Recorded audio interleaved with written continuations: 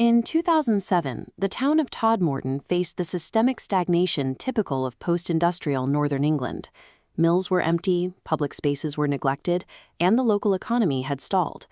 10 years later, a university evaluation revealed a sudden spike in the town's economic performance that defied regional trends. The 2017 report revealed a specific financial metric.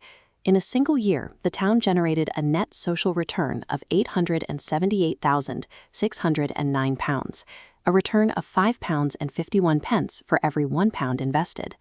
Local volunteers created this wealth by planting free vegetables in the town's public spaces.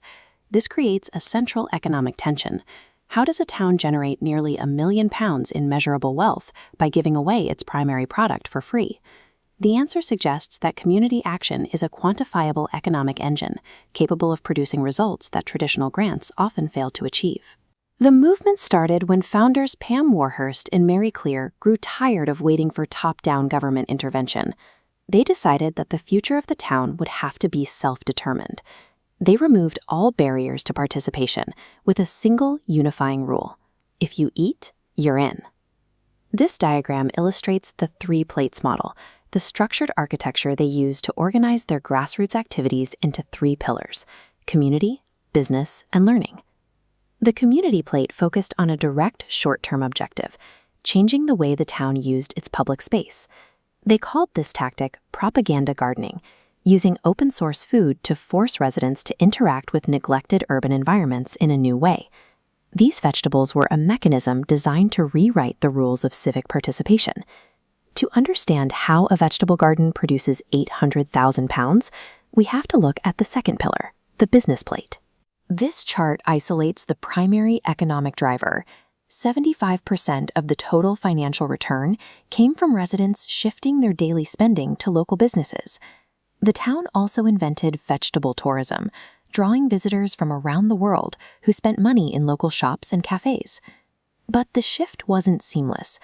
Local market traders initially worried that free food in the streets would bankrupt their stalls.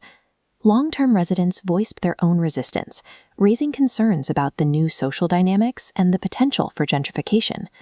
The movement overcame this by using sales data to prove that increased awareness of food actually drives more customers to the markets, rather than taking them away. This friction is a mandatory phase of revival. Successful disruption of a failing status quo always creates local tension. 10 years later, Todmorden is a physically and socially transformed town, with food production integrated into the valley's infrastructure. The model has since gone viral, growing from this single town to a network of 120 UK groups and over 700 chapters worldwide. This is a triumph of endogenous action, economic change driven entirely from within the community's own assets and people. The 2017 academic validation established Incredible Edible as a scalable urban resilience framework, providing a blueprint for towns facing similar declines. The most effective economic intervention available to a community is the refusal to wait for permission to save itself.